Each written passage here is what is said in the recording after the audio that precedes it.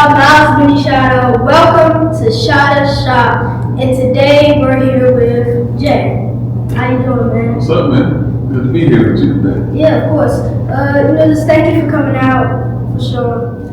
I know I'm here with you right now, but they don't know how we met, so maybe tell them how we met. Alright, so I remember when we met at CIAA. And I remember seeing you on social media. I was like, who's this little dude with a camera? Because I remember seeing that body armor on your camera. And I'm watching you from across the arena, and I'm like, this little dude carrying a camera. You were a lot smaller than too, first time we met. So the camera was bigger than you. So I'm trying to figure out how you picked up this, 7200. It's the same size as your leg. And you made it happen. So I was pretty impressed about it. Yeah, I was really just out there grinding back then. Well, I'm still grinding, but I was just out there because the camera was bigger than me. I was like, ching, ching. I don't know how I was able to carry it. That was just crazy. I actually saw Mayor Scott look at you like he was watching you to see is it real? Because sometimes we see stuff on the internet and it doesn't really translate to real life. Yeah, a lot of people, when I first started, a lot of people were like, oh, was the camera real? He probably just ran. So a lot of people looked. So then I had to prove myself. Just do my work. You done a good job though. So, the first question I want to ask you, because of course you're the mayor's photographer, how does it feel to be the mayor's photographer and be up and close live? It's actually a pretty cool job. It's a unique thing to be trusted by someone who has one of the greatest responsibilities in the world every day. So to have that in your hands every day to make sure the world sees this person for who they authentically are, it's probably been one of the highlights of my career.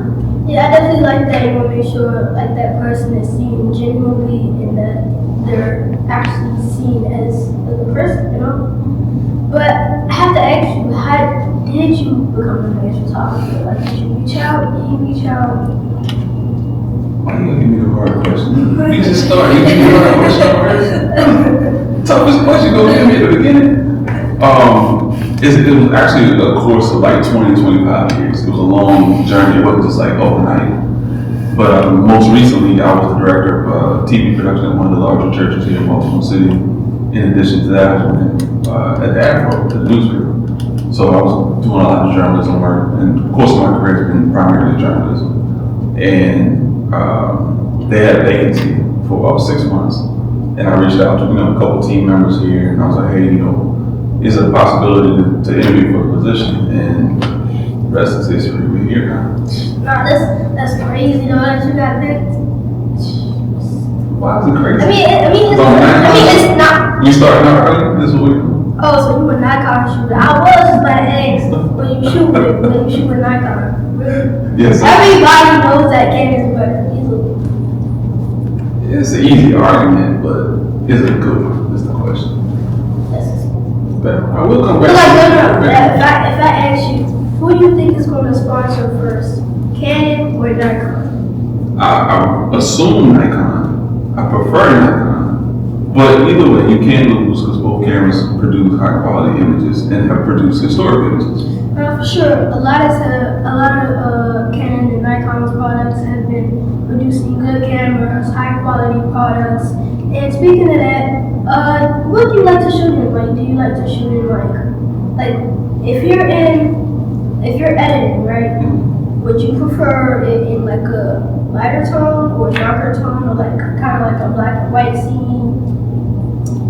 Historically, I've probably been known more for my black and white work, especially coming into this role because I think I brought some things back that people have forgotten about as it relates to city government, images of obviously primarily African American black people getting a chance to see us in a very stripped down raw fashion and just taking it back to something very simple so people can really feel the essence of what the image is about. So if anybody was to know the early part of who I am, this is going to be based on black and white.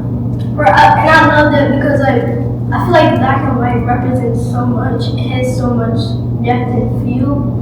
I use black and white I don't really use it that much, but I use it every once in a while. And it's actually crazy because I was at this hotel once, right? there was a little poster. It was like, there was a newspaper. It was like this Black Lives Matter. I'm like, oh, I should take a picture of this. Turns out, I didn't get it was actually in black and white. I forgot to switch it from black and white. That was actually a mistake, but it was one of my, best pictures because it actually represented something, like the black and white and then the Black Lives Matter.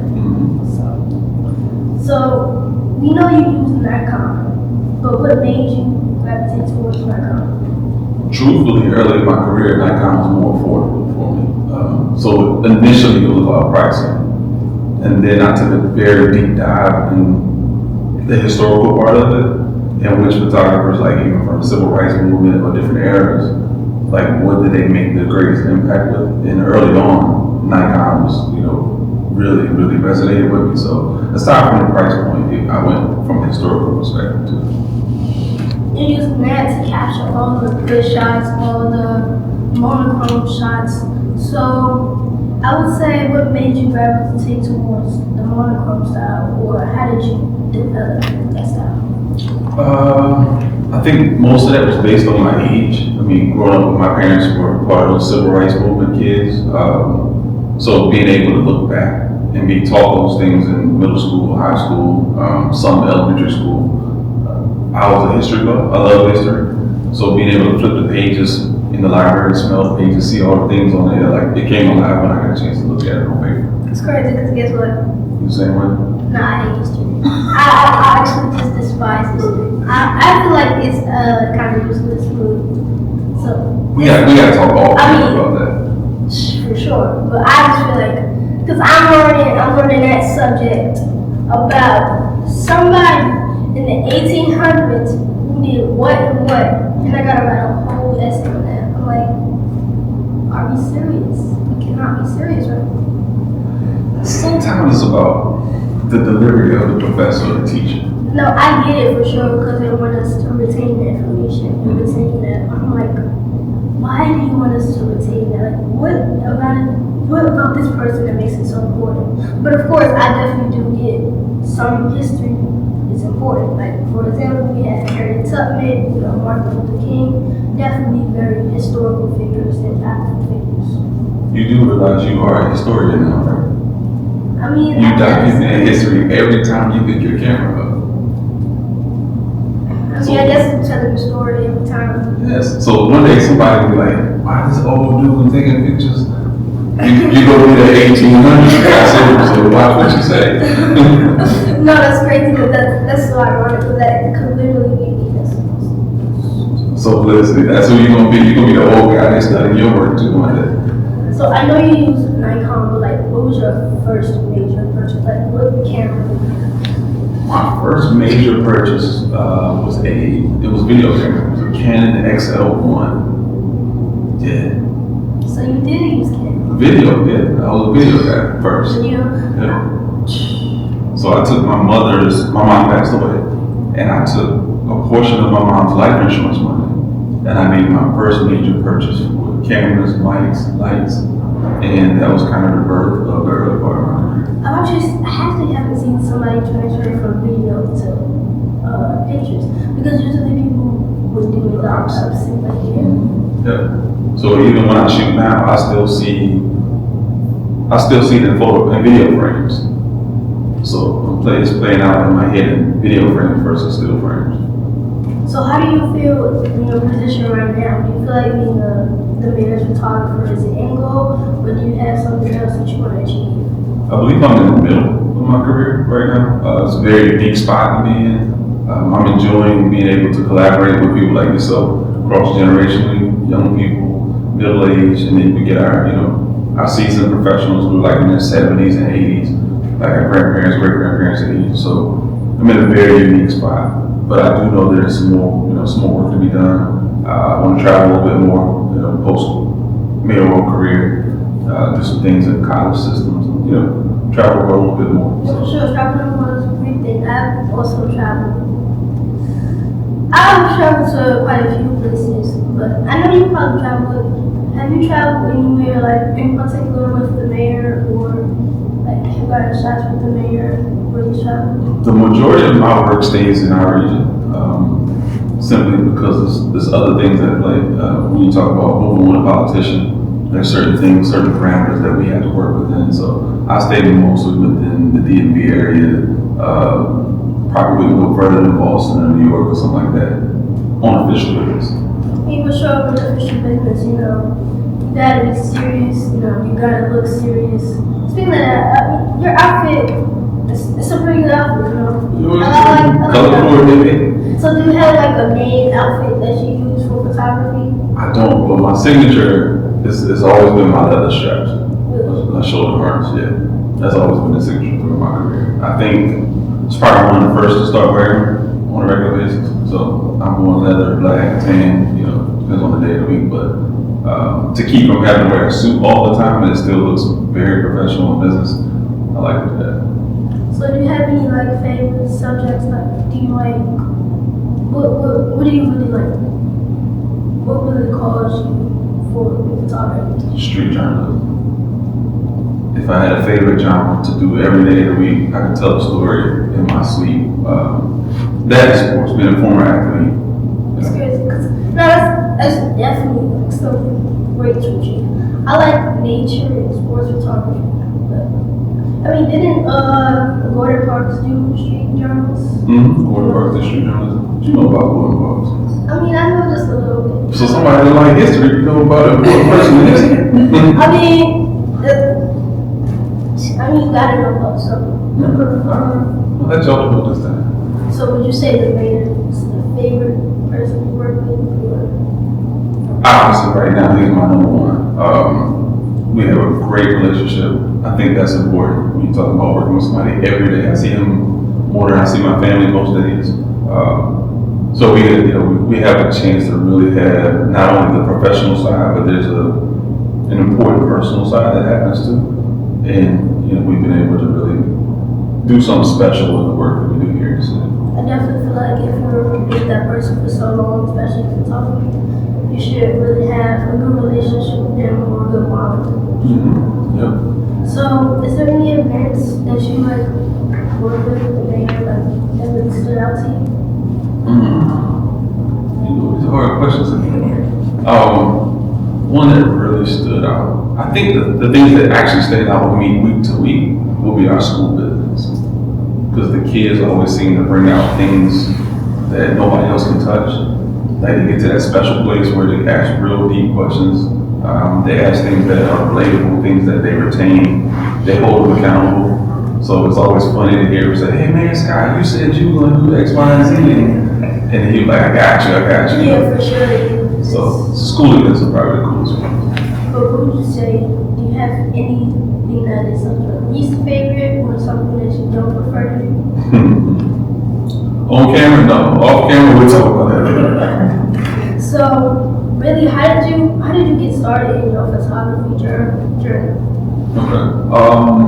I started in, I would say college. I went to East Carolina University, so I majored in television, film, and journalism. So that was the core of my foundation education, where as it relates to photography. And I interned on this show called Dawson's Creek because I was close by where I went to school, and we would spend a lot of time on set, so I got a chance to learn a lot of the different things that filmmakers were doing.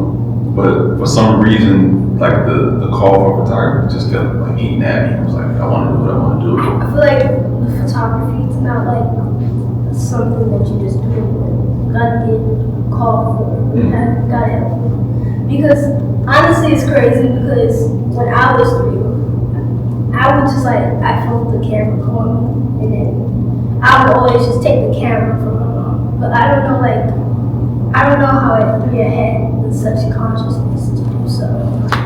So it's really just crazy because you have to have a passion for it. And if you don't have a passion for it, there's I feel like that's with anything though. If you don't have a passion for it, it's not going to succeed. But I feel like with photography, most people have a passion for it. They like to shoot, they like to do videos. So yeah, you might be one of the oldest young people I know. So was there any inspiration or was it just the call?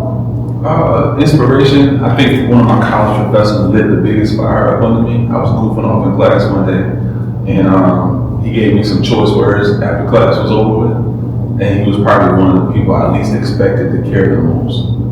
And being a football player at the time, he was saying it like my coaches would be saying it to me. So I heard it in a language that made sense to me, and from that point forward, I jumped all in. I took it serious. It's crazy. It's like it's really the least people like. It could be somebody that you don't like, or it could be somebody that you like have this super great relationship with. But it's just that one key and advice that just change your whole perspective on it. Mm-hmm. Yep. So was there anything that you wanted to do before, or any backup plans that you had? I was definitely aspiring to be a professional athlete. I played football and basketball in college, so that was my initial track. I wanted to be a pro athlete. But as you get closer to what that goal is, you understand the reality of, not a lot of people make it. Just like not a lot of people were able to be Division I athletes. You have to learn how to pivot. And fortunately for me, I graduated. I did the things I was supposed to do in the classroom. So it took me a little time to transition, but I was able to make it. Sure, your education is important. But you say you went to any photography classes in college, or did you just teach yourself? No, I was in them every day. We were learning everything. Film, I was in that digital switch, so I was in both worlds. I understood how to shoot film and digitally. A lot of my coworkers laugh at me all the time because my shot count was always very low. Because when you learn how to shoot film, obviously you had 36 shots on a roll. It's not enough room for error. So we may be at an event for 2 hours and I got 100 frames. So I'm not overshooting most days. It's just really crazy because honestly, I don't know if I would go to college and go to film school, but I definitely feel like it would be something great to learn, something great to gravitate towards. So how would you, if you wanted other people to know about you, right? Like other than just the mayor, or you wanted to be known as the mayor's photographer. I mean, you already are, but how would you promote yourself? I've always bought into the mantra that I'm an individual and I'm a man first. So JJ McQueen is a standalone person, he is an individual first. The photography part of it is my gift. That's the thing that I was blessed with to be able to do in my sleep. But I'm always going to be JJ McQueen before anything else. And then there's the husband, there's the father, there's the friend, all the other titles come after. So I have to be the best version of me first before I can be anything else. Who would you say supported you the most, probably during maybe college or when you were transitioning your journey? Because I know you say you want to be a pro athlete. Actually, do you still got it? Do you still? I'm still a bucket, Myles. I'm still a bucket. But who supported you the most during your journey? Initially, I was a mom and dad, my sister, because I was in a household with both parents. I was blessed enough to have that. Not everybody has it, but I was able to have both. And then obviously go through college with friends, then get married, your wife, husband, not husband, but wife, and then the rest of your family. So when you look at the big picture, there was always somebody there, and then I always had a great friend system too. And then former teammates, they always gave me a hard time, but it was all love. And then my fraternity brothers as well. Yeah, I love that you're surrounded by people who actually love you, support you. That's definitely important to have, especially because you're mental health. Mm-hmm. Yeah. So, is there any challenges you face as the mayor's photographer? I mean, I would say that in this space, we're still working to break down barriers. Because you have to think Baltimore itself this year will be 297 years old. To my knowledge, I'm just the third Black photographer to hold this position. So when you think about the brand of African American photographers in a political space, it's still a very new concept. We've only had one head photographer who was Black in the governor's office. And he was one of my predecessors here in the mayor's office. So, there's still work to do. But we got people like you coming behind me, so that gives me hope for what the future is going to look like. You really are making history. You think you would ever stop this stuff? One day I'll sit down. I'll sit down one day. Right now I'm not there. So where do you think it's going to take you? I mean, you're already there, but is there where else that you want to take you? I know one of my goals is obviously at some point, in that Pulitzer conversation,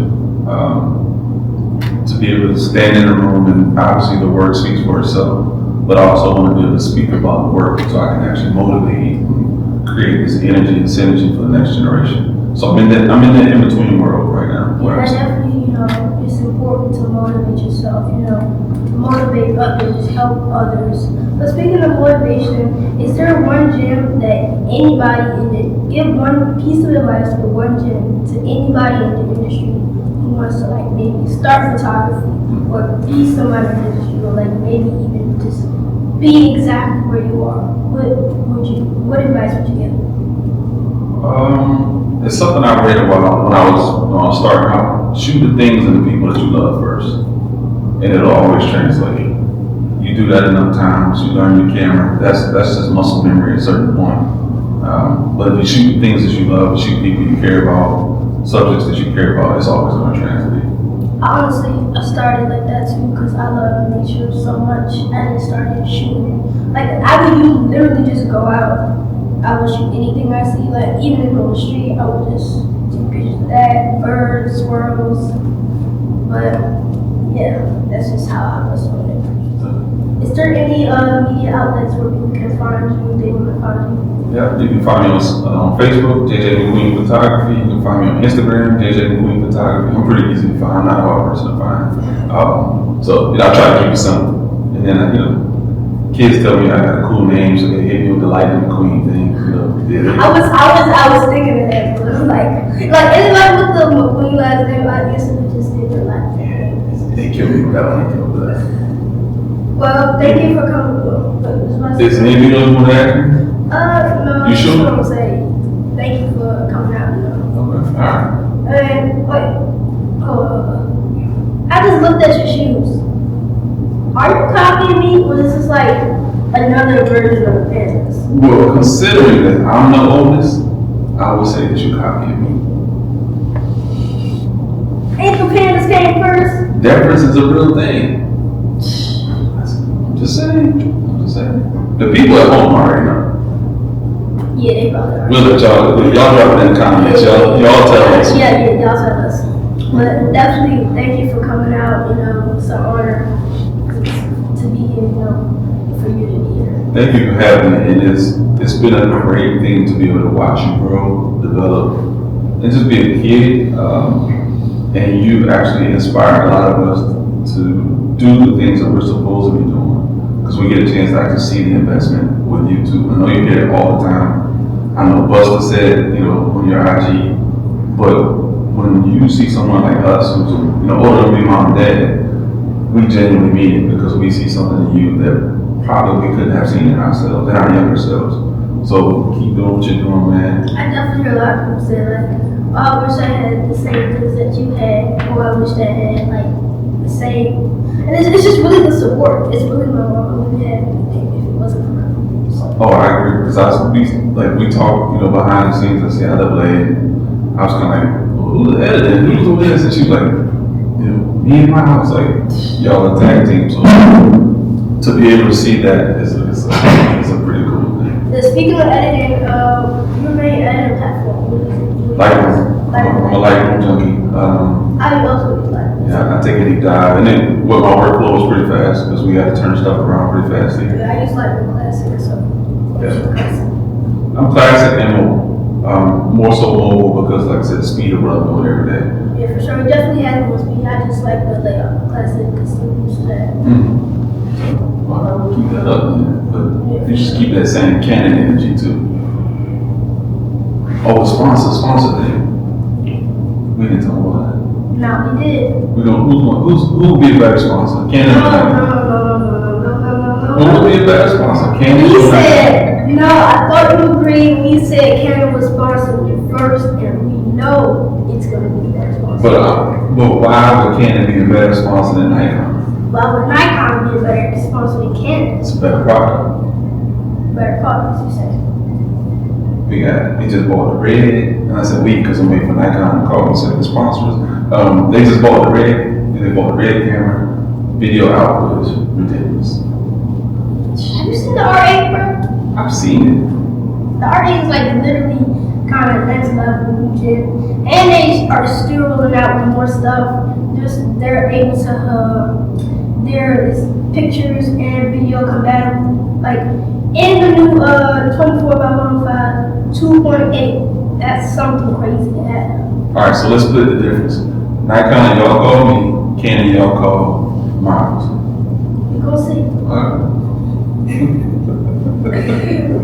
Yeah. You said you wouldn't laugh. Sorry. Maybe I know you laugh. I tried. I did help it. For sure. But thank you for coming out and supporting. So. Looking forward to seeing you see how them again. Yeah. Because it's going to be like homecoming for us now. Yeah, for sure. I'm going to be out there. You're going to be out there. You just. Yeah. Hanging out in the background like we do. Sure. Alright, so we'll say that this snack from you too. No, I need those snacks. Thank you for coming on this podcast with me, Thank you for taking time out of your day. I know you have such an important role. So. You do a lot too. You stay pretty busy too. Yeah, I try, but just thank you. I just don't want you to run from me when I challenge you 1v1 in basketball. You really think you got that? You really think you like that? Still a bucket, Myles. Still a bucket. No, I got you. We're gonna see. But for now, thank you for coming out, and I'll see y'all on the next one. Of course, person, Myles MiniShotta, and this is Shotta Shots.